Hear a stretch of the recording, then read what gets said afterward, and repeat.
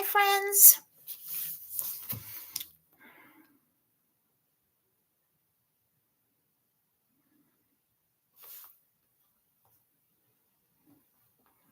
Hi there. Welcome to the Lunchtime Live. It is 12:51 p.m. here in New York City. We are on the last week of daylight saving time. Hi, Ruby24, Runwright Reads Girly. She is here. It is official. The live has begun. Welcome. It is so good to see you. Hi, friends. It is Monday, October 27th. Today's Monday, October 27th. It is 12:52 p.m. here in New York City. We are in our last week of daylight saving time this weekend. The clocks will go back an hour. I think it's how we go. Yeah, we go back. We spring forward and we roll back in the fall, right? I think that's how that works. So next week our live will be on regular Eastern Standard Time. But for right now, it is 12:52 p.m. Runwright Reads Girly is in the time zone where it's 5:52 p.m. Welcome. We got a lot of bookish things to engage with today. I finished reading a book and I want to tell you a little bit about it. And I got a book box. Penguin Random House sent me this.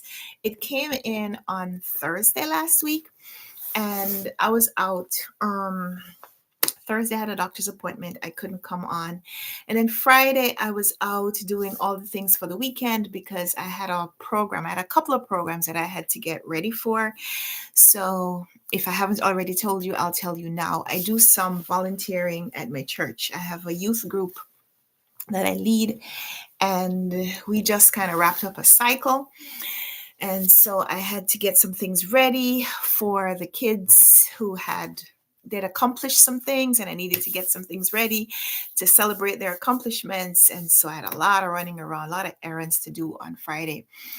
And by the time I came back home to get on live, it was kind of late in the afternoon, not my regular time to be on here.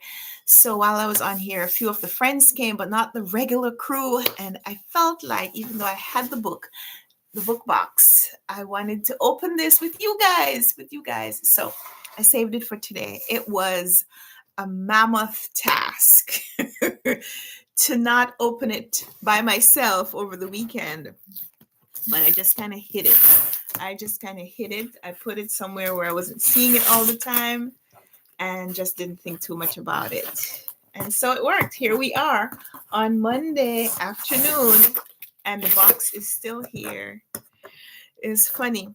On Saturday morning, when I was getting ready for church, I actually needed a box, just a box to put some things in. And I contemplated, because this would have been the perfect size to put the things in. And I was like, no, I'm not opening it.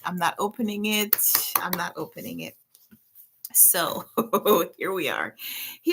We're gonna open the box. But not yet. Give me a few minutes. Another book I want to tell you about is this one, Charlie and the Chocolate Factory by Roald Dahl. This one is illustrated by Quentin Blake, and this is probably the classic. How do I show this? This is probably the version that you see most often if you are reading in English and you're reading the illustrated copy. My daughter is reading this in school. Chapter books already. She's 5. She's going to be 6 on Wednesday. It is her birthday on Wednesday. She is very excited. I am very excited. We have been getting ready for the birthday party. There's a lot happening over here. Some of it is bookish, some of it isn't. But reading this book with her is giving me an opportunity to reread and revisit this book, not just by myself, but through the eyes of a 5, almost 6-year-old. And it's really interesting. Just how different her take on the book is to my take on reading the book. I hadn't read this book until, can't remember if it was last year or the year before. I was going through some lists of books that, books that are popular, books that people talk about all the time. And I realized that I hadn't read any Roald Dahl. Matilda is one of those books that comes up very frequently. Um, James and the Giant Peach comes up on a lot of lists, and Charlie and the Chocolate Factory. And I hadn't read any of them. So I decided I was going to read all the books. So I did. And I like this. I liked some things about this, but there are also some things about this book that gives you a little pause. And you wonder, does the book have to be, does the story have to be quite so, um, I don't know what the word is. Um, like there are a lot of consequences for people in this book. So I don't know. Let's chat about it.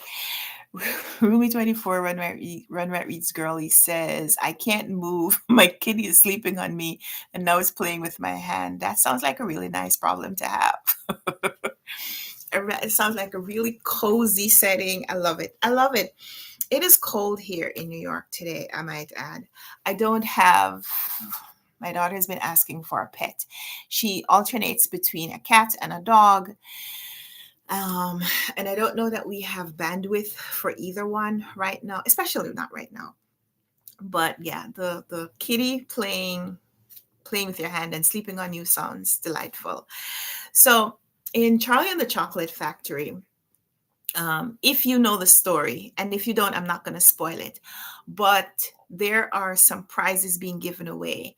And some of the children who win the prizes, because it is random, it is you win the prize by purchasing something.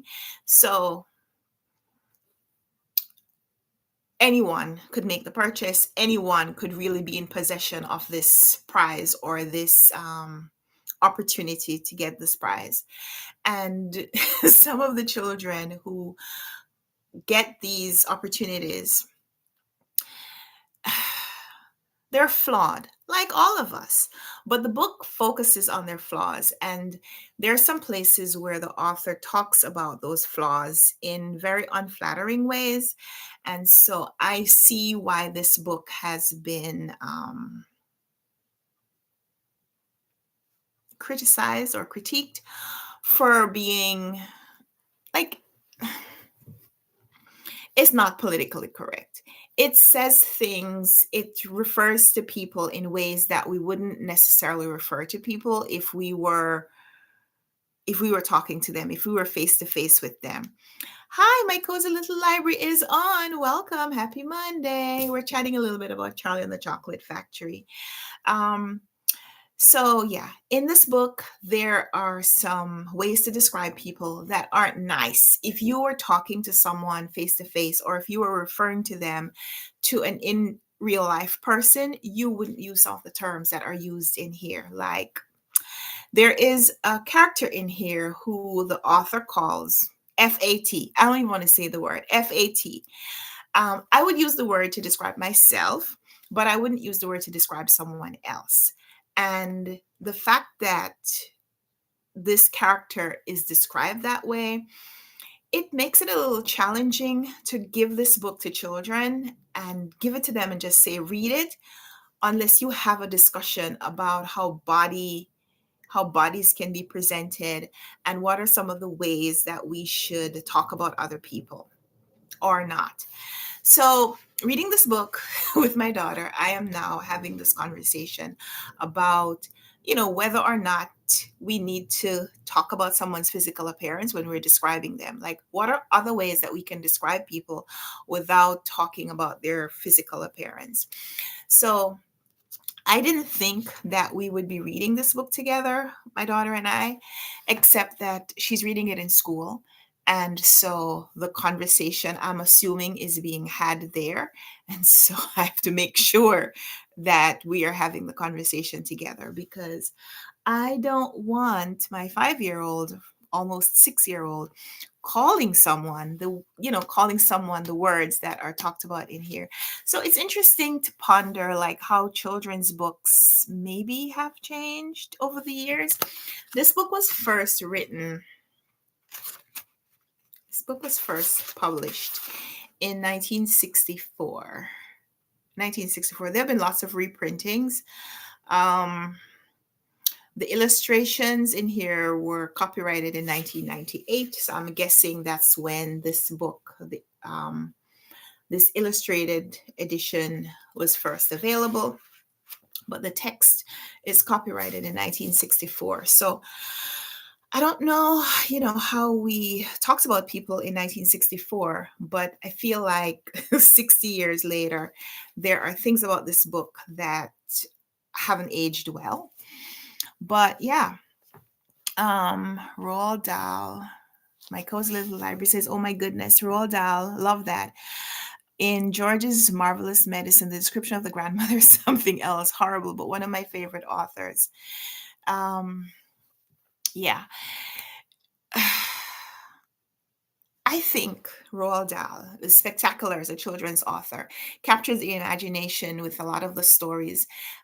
There are things in some of the books that have become such a part of pop culture that I don't even know that we acknowledge. Like the characters in the book Matilda and the teacher, Miss Honey, and the relationship that the teacher has with her student, a student who needs someone, and how she becomes that someone, and how their relationship grows, is kind of like the definition of um how someone can reach into someone's life and become this thing that they need. Yeah, and I love it. But it's almost hard to imagine that the same person who gives us Matilda is the same person who gives us some of the characters in this book, like Violet Beauregard and Verica Verica Salt and Augustus Gloop. But yeah, James and the Giant Peach in the aunts. I forget what their relationships are, but the women in James and the Giant Peach. I guess what I'm saying is that Roald Dahl he presents a lot of different kinds of stories. And so I was thinking about this book in relation to the announcement last week that the Booker Prize made, that they are now having a children's Booker Prize. And so children's literature is going to be at the forefront again as the Booker Prize committee starts to acknowledge children's fiction writers. So it just made me think about this. I just wanted to chat about that a little bit. The twits. Yeah, my cozy little library says in the twits as well, the language. Yeah, I I haven't read all of the books. I haven't read all of his books, but I have read the three that I mentioned so far. This one I read a few years ago and rereading it now. So this is Charlie and the Chocolate Factory. I read Matilda. I read James and the Giant Peach. I don't think I read the Twits. I think I got it from the library, but I didn't get a chance to read it and I returned it. So I don't know. I may just pick up a few more of his books later, because as I'm trying to get through some of my try to reach my number goal, I think I may just need to pick up some shorter books that I can whiz through. So Rumi24 says the kitten finally fell asleep out of script. There's no out of script. Share as much as you feel like. I am certainly going to do that. So yeah, we've been reading Charlie and the Chocolate Factory. My daughter is reading this for school, so we've had an opportunity to just kind of chat a little bit about it, me and her. And they read it out loud, I think, as part of their reading during the day. But we also got this copy so that we can read it at home, and they're doing some writing on it. And so, we've just been talking a little bit about characters, about representation, about the storytelling. The storytelling is great, but also a little bit about just relationships and consequences and all of that. yeah. Also in context of birthday and how we celebrate birthdays, because in this book there is a character who has a birthday, and the way that the family celebrates that character's birthday compares greatly with how my daughter wants to celebrate her birthday. And so we've had an opportunity to talk a little bit about expectations of birthday celebrations, which is just it's just been the right time to read this book, I think. So, Charlie and the Chocolate Factory by Roald Dahl, if you haven't yet read it, I recommend it with a caveat that some of the representation is may seem unkind.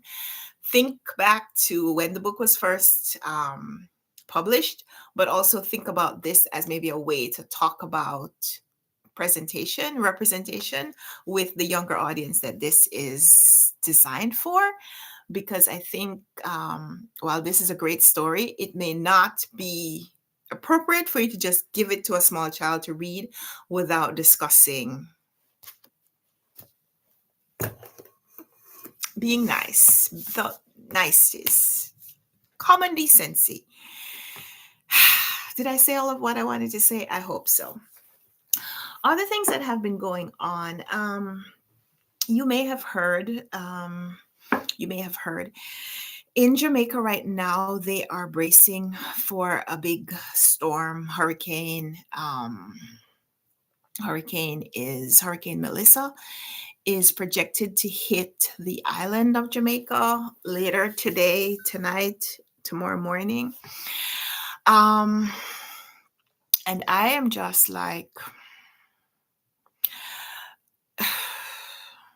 we're concerned, we're worried, we are fearful, but also just hoping, praying, manifesting that everyone will be okay. I spoke to my brother about an hour or so ago. My brother and my dad are in Jamaica. For those of you who have been on here recently, you may know that my mother passed away a month ago. And last summer, there was a big hurricane. And it was one of the things that was just very stressful for my family, for my mom and my dad. But I say my mom primarily because she was, kind of the one in charge. And the hurricane that destroyed a lot of the community last year was just very stressful. It was probably one of the things that was a precursor to her illness, because it was intensely stressful.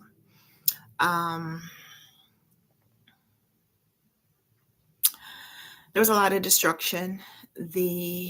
Where my parents live, they live on a hill, so they're not prone to flooding, but they're prone to just about everything else. With the heavy wind and rain, a lot of houses in the community, they lost their roof. There were leaks, even when the roof doesn't leak. Like, there's just so much water over a short period of time, that like the windows and the doors, like just water comes in. The walls, like the water seeps through the walls. So like the house is just wet without the roof leaking. Like, I don't know if you can imagine that. If you have lived in any place that's prone to that kind of weather event, you may be familiar. So when that kind of thing happens, the house, like just everywhere inside of the house, is just wet. And so everything gets soaked within a short period of time. Everything needs to be taken out, put out in the sun, to try to recover. And it's difficult to get people to help because everybody's dealing with the same thing. And if you don't do it pretty soon, then things start to mildew, and you lose things, furniture, whatever. It's just a lot.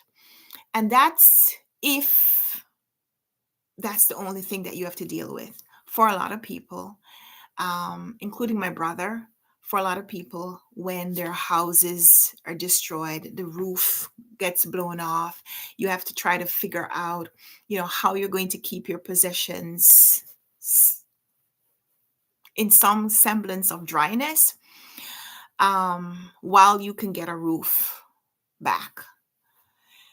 And sometimes, even if you have the money, the things to put back the roof are not available because everybody's trying to do the same thing at the same time.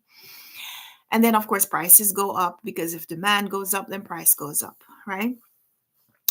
But for a lot of people, the thing that they would get money from to purchase a roof was also lost because the destruction of crops and livestock and other things around also means a reduction in their livelihood, in their opportunity to make money. It's just a lot. It's just a lot. I don't know how to explain it, but it's a tough time. And again, that is if you and your family and your pets and all of those things. That is if you and the people who are living, the things that are living, if you make it through the storm physically, okay. And there are a lot of people who, their lives are so affected that they don't make it, um, for one reason or another. So it's just an intensely stressful time. So if you see me trying to pretend like everything is okay, it is because I don't know what else to do. Um, One of the things that was just really, really tough last year, and every time there's a hurricane or a major storm, is that we lose communication with the country. We lose communication with our loved ones for at least a while. So last year, the hurricane that passed, hurricane that passed through, it was, like I said, increasingly, it was very, very devastating, especially to the community in the parish where I'm from. And so someone had made a YouTube video. There were a few videos where people were driving around the community and showing some of the devastation that they saw. And while we were unable to reach our family members and friends, we were not able to make phone contact for several weeks. We saw videos, saw places, saw houses that we knew, and so we got an idea of what had happened without actually knowing what had happened to our specific loved ones. And it was a really tough time because there were several weeks where we could not reach our family members on the phone, because all communication had been cut off. Electricity was out for several weeks, and phone service was gone for several weeks. Um, it wasn't until last year, and this was last year, it wasn't until my cousin was able to fly to Jamaica. She got a ticket and went to Jamaica, and she was able to visit with my parents, visit with my mom, and sent a picture back to show me that she was, because they had to drive somewhere for her to get phone service to be able to actually send the text and the message and show me a picture. And that was the first time that I had any confirmation, that my family members were okay after the hurricane. And this was weeks later. Um, that is the kind of stress that a hurricane produces. It is the immediate issue. It's also the long term issue, which is all the uncertainty of what has happened, um, because there's no communication. And so I spoke to my brother a couple of hours ago, and he said, they're just waiting. They're inside, they're waiting. There's no rain yet. There was a very, very strong wind. The wind gusts that they are projecting is that the wind speed will reach more like around 100, more than 100 miles an hour, somewhere close to 150 miles an hour. I don't have a sense of what that would be like, but I do know that's intense. And so I asked him, are they prepared? Like, are they prepared for the storm? And he's like, how do you prepare for something like that? With that kind of wind, even if it's not that strong, the kind of force that wind like that would produce, there is nothing you can do to protect yourself. You really you stay inside. The houses are concrete. You stay inside and just hope and pray that it passes by, um, and you're safe. There's nothing you can do. Um, there's nothing you can do to prepare. So, right now I'm just waiting. I'm just waiting, hopefully to hear from them. I don't know when, I don't know how. I'm just waiting. We can't sit on the phone, forever. So we're just waiting. We're just waiting. So your good thoughts, your prayers would be appreciated. The entire country, the entire island of Jamaica. Um, they just need your support. However, you do that, whether you pray. Um, yeah. So I just wanted to say that because that's on my mind. Even if even if I don't, even if I'm not talking about it, you know, all the time, it's on my mind. It's on my mind. Um, it's on my mind. I spoke to my dad a couple of days ago. I spoke to my dad on Saturday, and since then, I've talked to my brother, and they're together, and that's all that we can ask. Um, and so we're just waiting. We're just waiting to hear from them. And so, in the meantime, we talk about all the other things. So, thank you so much for your messages. I know a few people have asked me and sent me messages already. They're expecting the hurricane to they're expecting the actual hurricane, sometime overnight tonight. And right now they're experiencing the wind and the heavy wind, um, which comes before. But when I spoke to my brother a couple of hours ago, he said it hadn't started to rain yet. They're just, the devastation has started, the wind devastation has started, but they know that when the rain comes, it could and will get worse. And so they're just waiting. Yeah. So the it's hard. It's hard to move from one thing to the next, but that's all we can do. That's all we can do. Um, so I read this book, Before the Coffee Gets Cold. If you've read this book, I would love to chat with you about it. I don't know that I'm recommending that you read the book, but if you read the book, I would love to talk with you about it because I love books by Asian authors. I will pick up a book by an Asian author like automatically. If I see a novel by an Asian author, I am just immediately interested to find out what it is about.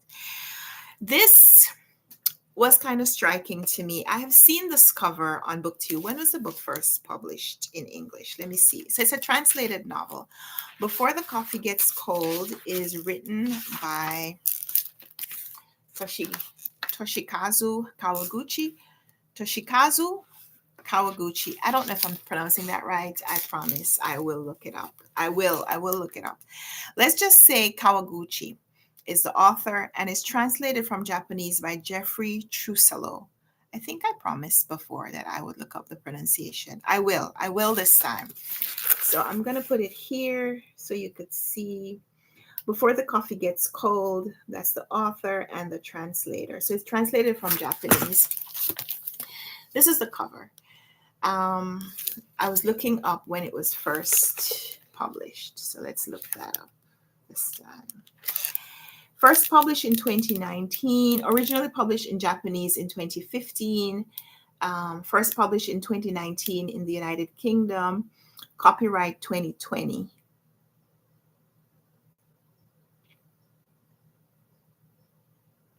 Okay, so the book is around 272 pages of text, but it's a smaller book. So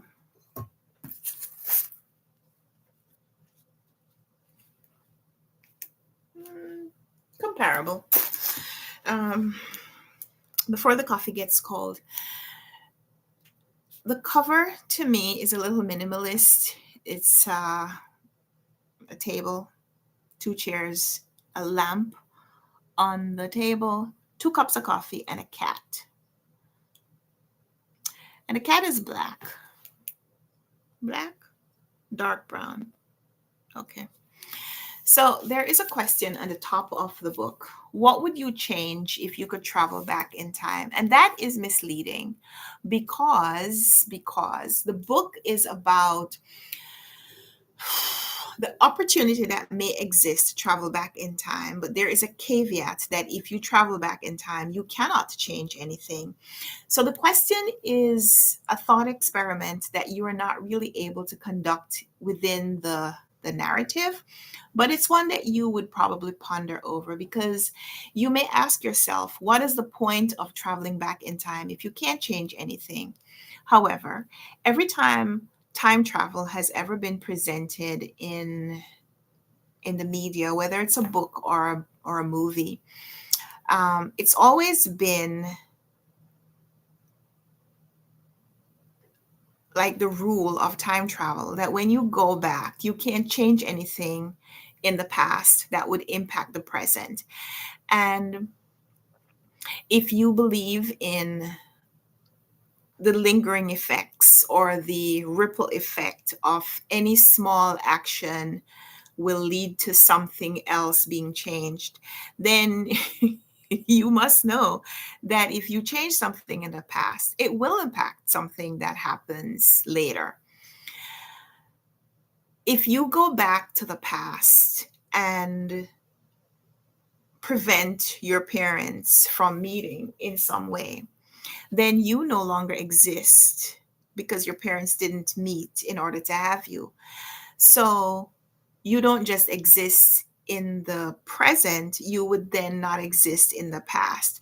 So if you went back to the past and prevented your parents from meeting, then your time travel is over because you now cease to exist.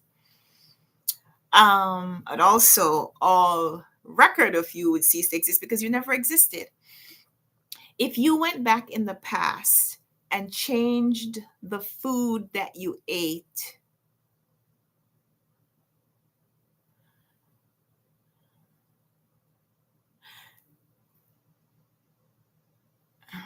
I mean, why would you do that though?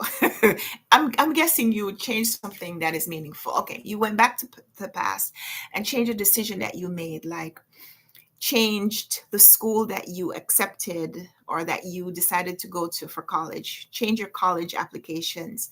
You went back and changed your decision. So you had to decide between going overseas for school or going to your local college, and you decided to go to your local college, and all the experiences that you would have with the other option are now gone away. All the people that you would have met in that way now have gone away. And if one of those people impacts something else, then all of that goes away. So, what would you change if you could travel back in time? Is a question that is explored within the confines of this narrative. And it's one of the rules of the time travel. So, um, yeah.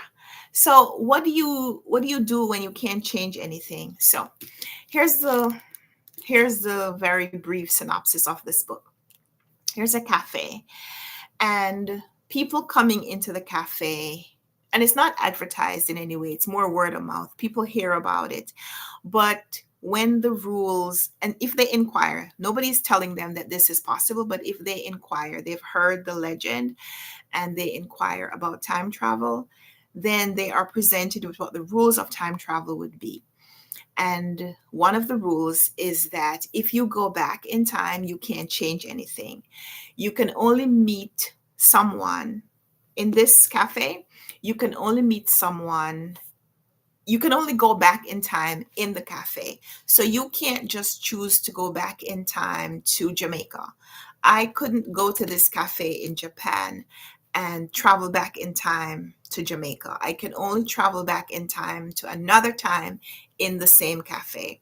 So I could only travel back to meet people that have been in the cafe as well. Whether I interacted with them or not, I can only meet people who are sharing this same space, which I thought was an interesting rule, because it presents a little bit of a limitation. It gives you an opportunity to think about a place that you shared an experience with, the place that you were in, sharing an experience with someone, and having that opportunity to go back to that time. So it's really revisiting a time that some event that happened in the cafe, and going back in time to maybe observe it from a different perspective now that you know what the present holds, what the present is, going back and seeing it through different eyes. And so someone had asked me if this was short stories. It's not. It's a novel. It is a novel, but there are 4 parts, and we are focusing on 4 different people within the cafe context, in the cafe setting. And each one of them has an opportunity to travel in time for different reasons. So, one of the rules for time travel is that if you can only do it once. So, if you travel back in time, whether or not you achieved your objective, you can't ever do it again. So, there's some really interesting thought experiments here. Rumi24 wants to know how long I'm going to be live today. I think maybe a little bit, because I really want to open the box. We just haven't gotten to it yet. So maybe another 15 minutes or so, 20 minutes. It's 1:28 right now. I don't know. I'll stay until 2 o'clock. How is that? 2 p.m. So another 32 minutes I will be here, because I want to chat with you a little bit about the book. I want to open the box and then maybe tell you a couple of other things. So I'm going to be on here for another 32 minutes. If that's too long for you and you have to hop off, then that's okay too. You could watch this later. Hi friends from the future. Talking about time travel, because I'm live now, but if you are watching this later, I'm also talking to the future. I love that. I love that. This is an opportunity to time travel. So, in this cafe, the people who time travel, they can only do it once. So, if you were going to take this opportunity, you'd have to make sure that the place and time, well, not place, the time that you are going to be visiting, you have to make sure that the other person is going to be there for you to have the opportunity that you are traveling back in time for. It's interesting. There's just a lot. There's a lot of really interesting concepts to explore within this book. So that's the positive. A little bit of it's not completely negative, but it is a little bit, it will take a little getting used to the writing in here, because while it is a novel, with each part, the author kind of represents, not represent, the author kind of reiterates the rules for time travel. With each person who is thinking about time travel, they restate what the rules would be. And so it gets a little, it's not like completely repetitive, because the rules are different for different people. I don't know how to say that without spoiling the book. But if you're looking for things to nitpick, that may be something that you nitpick where you say, okay, it's a little bit stilted, maybe because it's translated, and just maybe because every time we are looking at the opportunity for time travel, we're looking at it from a slightly different context. Um, so yeah, it is it is set in Tokyo, in Japan, and we know what the name of the cafe is, we know what the meaning of the name is, and we meet the people who serve in the cafe. They are the people who are serving regular cafe experience, but they're also the people who are overseeing the opportunity to time travel that experience. And so there are some regular customers who are in the book. They're in the cafe like every day. And you start to wonder, why are they there every day? Are they there because this is just their coffee shop vibe where they go and hang out and do their work and relate to other people every day? Or are they there because they've been stuck from time travel, or because they know what time travel is and they're hoping that someone will come back to meet them, and them being there every day increases their opportunity for meeting someone else who's time traveling? It's very interesting to just think about. So I like the book. I like a lot of things about the book. Like I said, the narrative is a little bit stilted in some places, and I think that may just be because it is translated. But I love the story of the book. There are several kinds of stories in here. There's a love story. There is like a romantic love story. There is an unrequited or um, unresolved, not unrequited, but unresolved love story that happens in here. There's also examples of family love that are depicted here, and it's just beautiful to read, even though some of the representations are a little sad. Yeah, so I love the book. I love that part of the book. I love the different kinds of love stories that are presented, because romantic love is not more important than family love, and vice versa. And I think it gives a broader reach to a different kind of audience, because if you are looking for something that is about romantic love, then you'll find it in here. And if you're looking for something that is more about um, love between family members, then you'll find it in here for different reasons. And yeah, I liked it. I liked the book a lot. I think this would probably be maybe a 4-star rating for me. um I don't It's not a 5. It's not a 5, but it's stronger than a 3.5. So I'm gonna say maybe a 4-star, because um I liked the narrative, and I like some of the things that the book made me think about. Just in terms of the question though, what would you change if you could travel back in time? So I don't know. Let me ask you, maybe you could tell me something in the chat. If you could travel back in time, and I'll give you the same rules. I'll give you the same rules at the coffee shop time travel. Funicolo Funiculi, I think is how the name of the cafe is. And I didn't tab it, but there's a place where it explains what that means. In any case, if you had an opportunity to travel back in time to a time, and here are the rules, you can't change anything, and you can only be there for a certain period of time. The stipulation is it's given in this book, but without that constraint. So say you're given 15 minutes or 1 hour or even one day. um, I don't think you could be there for so long. I don't think you could travel back in time and be there for an hour or a day. I don't think you could be there for a day and not change anything. So I think the time limit is to also give you enough time to see what you want to see, but also remove you from the temptation of changing things. Um, And, generally, people who are going to get this once in a lifetime opportunity, because like I said, you can't, if you do it, you can't do it again.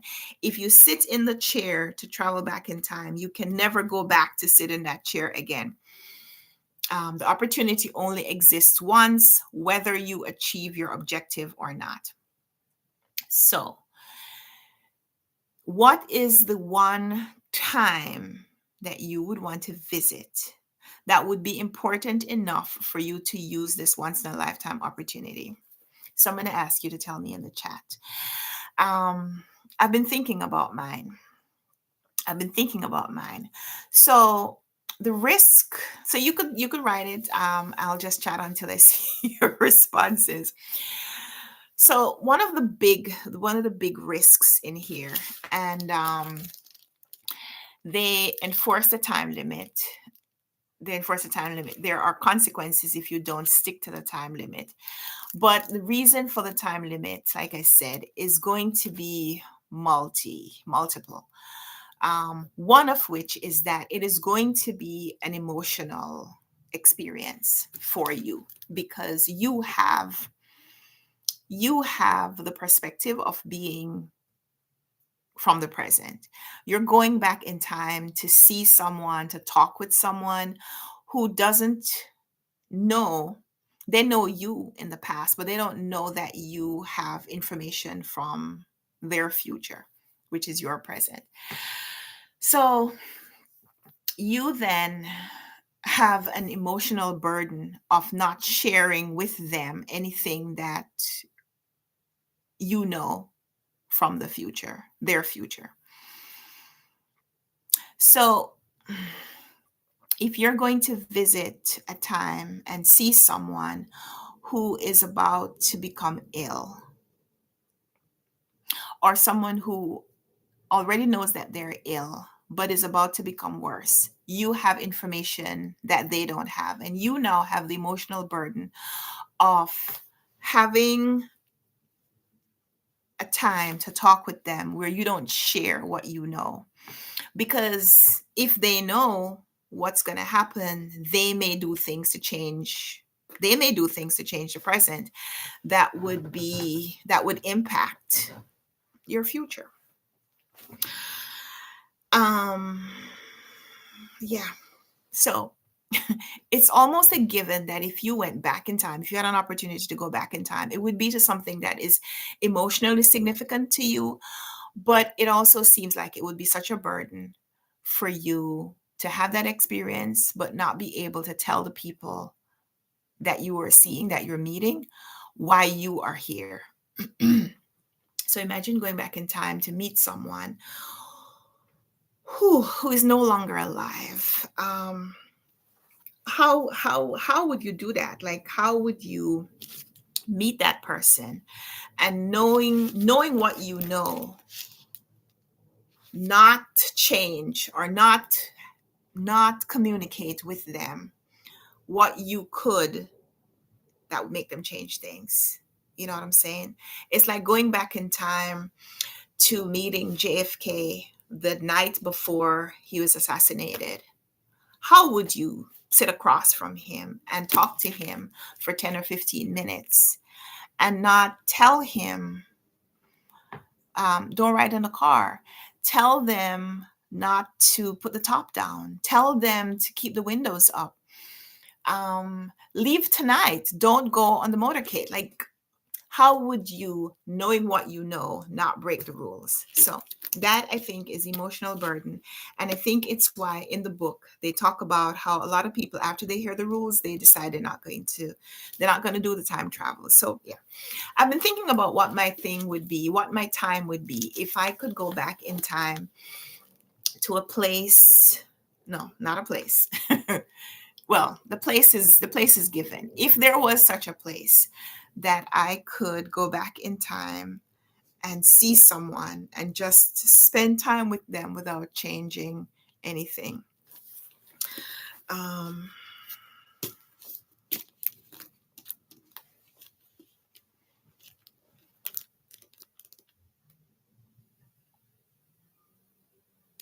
if I could see my mom one more time, I would.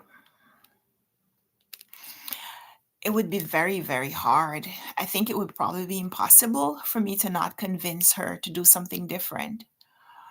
Um, to not try to convince her to come and stay with me before she became ill. Um, it would be the hardest thing for me to not change what I could.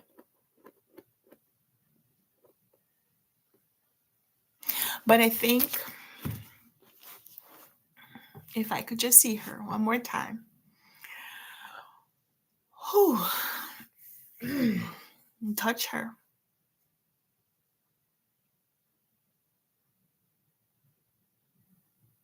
and have her touch me back.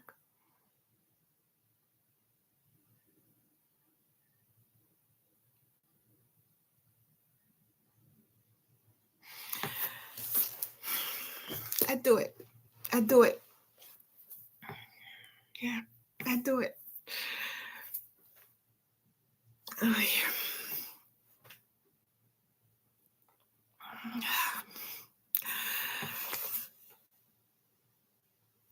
So that's my thing. That would be my travel. Mm. Whew. Well, you knew that already. I just.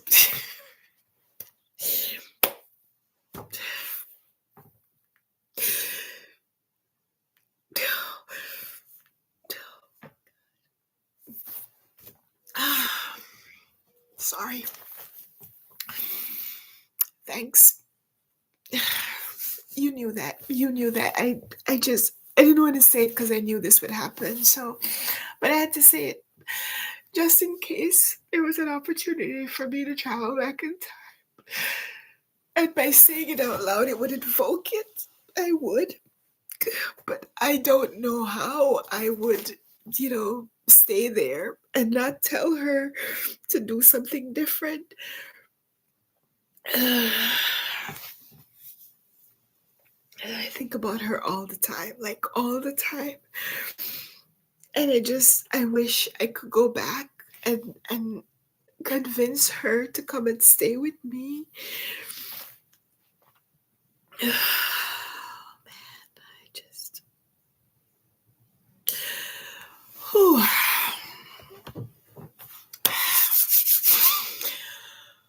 Whew. So, yeah. It's funny because the title of the book is Before the Coffee Gets Cold. And it's called it's called dear, it's called anyway. I'd love to chat with you. If I know my friends who are on here now live haven't yet read this. I'd recommend it if you are into any of the things that I just mentioned. If you like those like sliding doors theories, then you'll enjoy this. If you like books about time travel, like The Time Traveler's Wife by Audrey Niffenegger. I forget. I think that's how her name is pronounced. Do I have a book here? The Time Traveler's Wife is one that comes to mind readily about time travel. A Tale for a Time Being by Ruth Ozeki does have a little bit of time travel, or it talks about time, not necessarily time travel. I'm blanking on other time travel books, but if you like any of those books that talk a little bit about the surreal aspect of life and opportunities like that, I think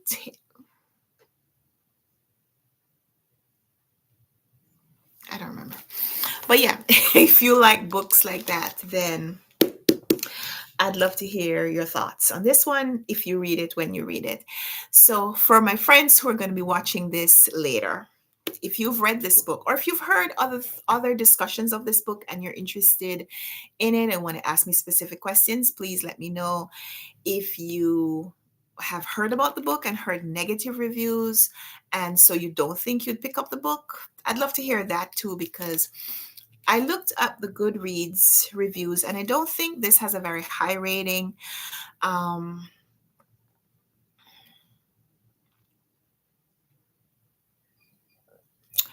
it has like a 3.6. Let me look it up.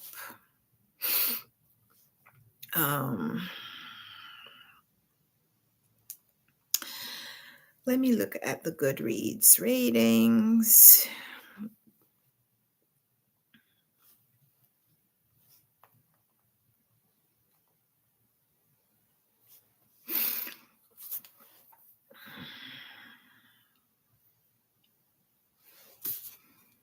Oh yeah, the rating is 3.66.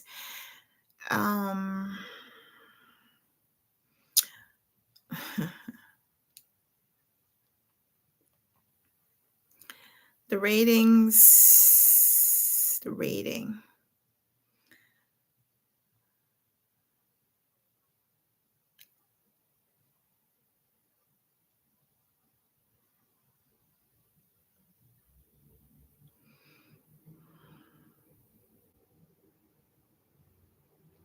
Here are some reviews of the book on Goodreads.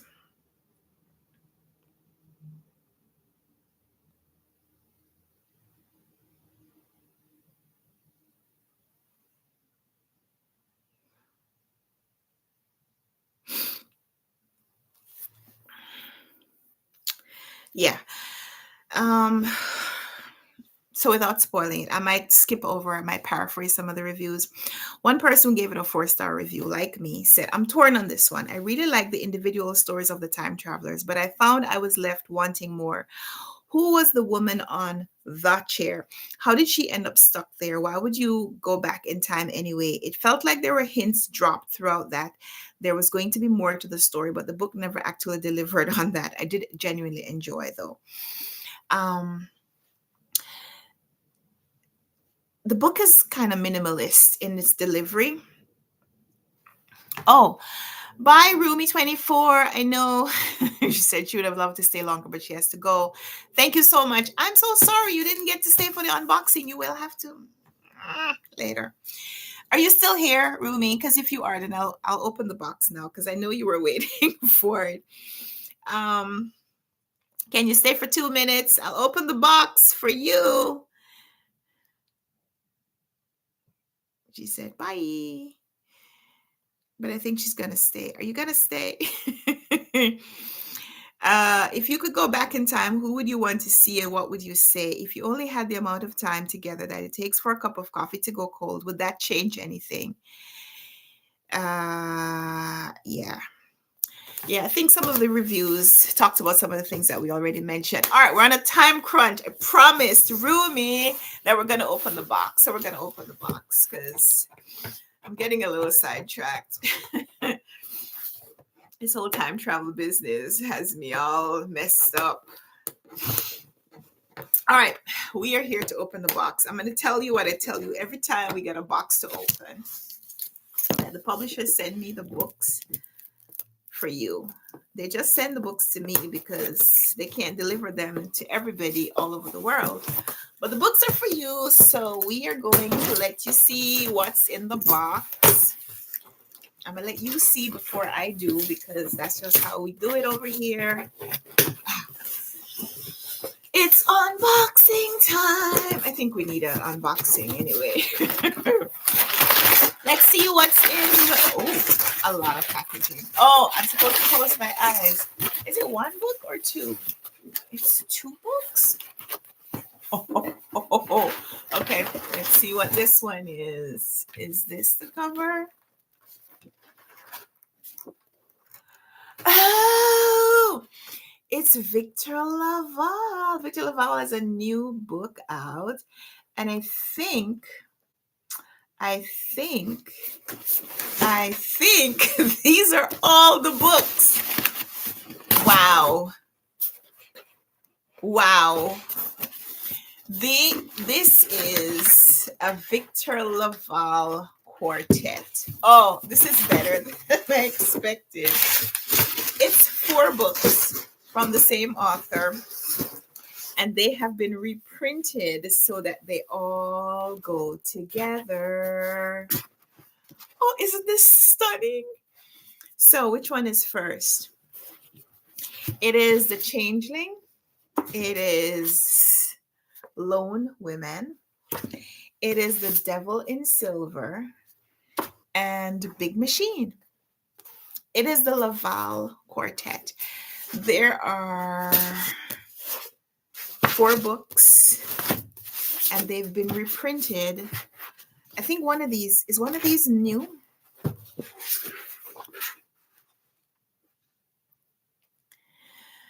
2025.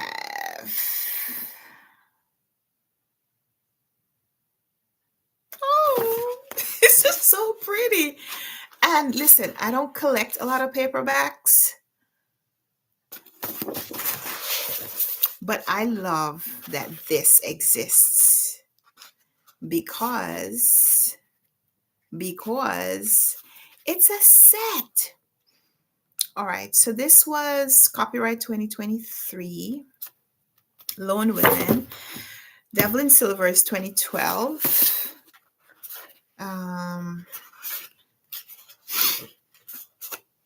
The Changeling is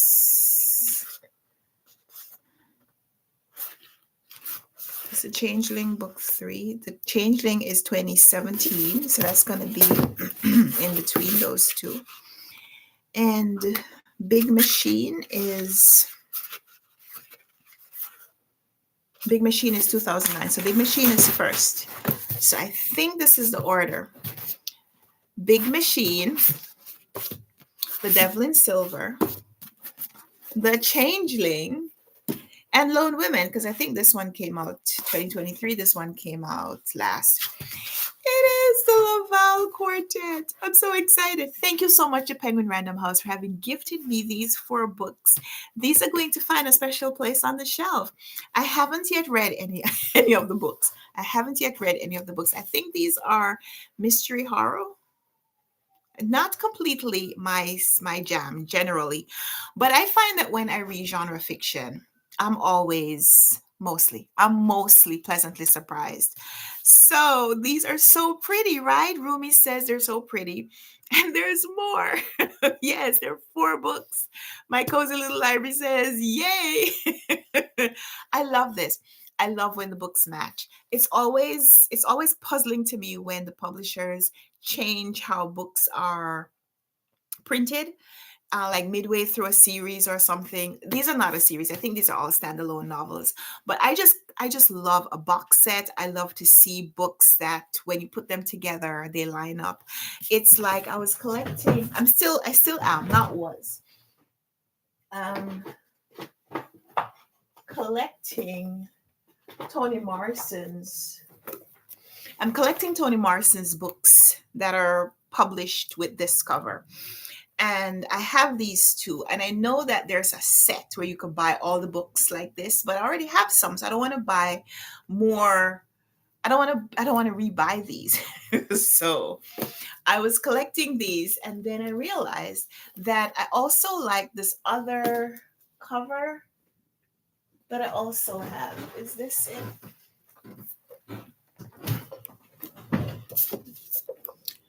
Which is fine. I love this too. But the backs are all the same, but the front is different. And if this one had the same, no, I keep doing, what am I doing?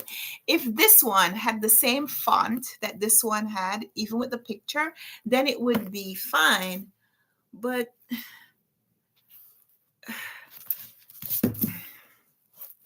the size is the same. But they don't work together as a set on the shelf, not on the front cover and not on the spine. And like I said, I know that this set exists, but I also know that this set exists. So that's a quandary if you buy books separately, but when you get them all together so they look like this, it just works. So thank you so much, Penguin Random House, for having published the books like this, but they also publish the books like this. I have more of these. I have more of these. So that's the unboxing. Thank you so much for being here. I am going to stick around for a couple more minutes because I want to chat a little bit about this book that I'm about to start reading, Mr. Loverman by Bernardine Evaristo. This is another book that I'm trying to finish before the end of the week for the Facebook challenge that I am participating in. And I know that reading this is going to give me some Caribbean vibes because the book, the character in here is a man from Antigua who lives in London. And Bernardine Evaristo is a British author. You know her. She won the Booker Prize a few years ago for her book Girl, Woman, Other. Yeah, Girl, Woman, Other. But I just love this cover. I love this cover. It just makes me think about these older Caribbean men. My dad is on my mind a lot, and not that this character is anything like my father, but I just love someone who grew up in the Caribbean, someone who had older Caribbean men around for most of my life, whether in Jamaica when I lived in Jamaica or here in the United States, because I still live in a predominantly Caribbean community. And a lot of like the men that I know at church are older Caribbean men. And it's just I know this book is going to present a completely different way of seeing them because this book, the reason that this book is such a different kind of read is because it presents a very unorthodox depiction of a Caribbean man. Here we have a man doing something that you would never expect one of these older Caribbean men to do. Like how he lives his life is completely different from how you would expect an older Caribbean man to. So I'm looking forward to seeing how Evaristo pulls this off because while I know some of what the character is about, I'm looking forward to the narrative, the context. So that's what I'm going to be reading later today. So Runwright Reads Girly, Roomy 24 Runwright Reads Girly is off. I'm going to be off in a couple of minutes, but just wanted to say thank you so much for being on here. Thank you so much for hanging out with me. It is a joy and a pleasure to spend some time with you guys most days. The weekend was busy. The week is looking to be busy coming up. But, just also thinking about all the people who are impacted by the storm and who are bracing for the storm, and all the people who are concerned about all the people who are impacted by the storm, and whether or not, your friends or loved ones are impacted by the storm. This may just be a difficult time for you for lots of reasons because there's a lot going on in the world. And so I just want to say thank you so much for being here. Thank you for the way that we show up and support each other and just spend time with each other and just help each other through difficult times. So just want to say thank you for that. I am going to go get ready to go get my daughter soon. Get the evening activities started. I need to stop by the library to pick up a couple of books that came in from my host. I'll share that with you tomorrow. Hopefully, we'll come on a little earlier tomorrow and just chat a little bit. Hopefully, I'll be able to tell you about another book that I have finished recently, and we'll take it from there. So it is 2:00. Thank you so much for spending some time with me today. Or if you are here from the future, thank you so much for telling me. Thank you so much for watching and for commenting and letting me know that you are watching and that you're enjoying the book. So I hope you have a wonderful afternoon. Oh, the other thing that I'm doing, tell you before I go, I had a read aloud. I was reading Their Eyes Were Watching God by Zora Neale Hurston, and I was reading that out loud on the channel. And I was missing the last two chapters of the book in the series because I had posted one of the chapters and something had happened and I had to delete the video, and I just never went back and re-uploaded it. So I'm working on that as well. So if you're one of the people who's been asking me about the continuation or completion of that series, those videos are coming up in the next coming days. So you may see videos on the channel for that reason. They may not be the kind of video that you want to watch. That's completely fine. We will start making other videos very soon, but those videos are going to be released soon as well. So that's it. See you tomorrow, hopefully, for another Lunchtime Live. Thank you so much for being here, and I'll log off. But thank you again. Thank you, thank you, thank you. Have a great evening, great night, great day, wherever you are. And until we come back with another live or another video, happy reading, happy watching, happy whatever it is that you're doing. Enjoy. Bye.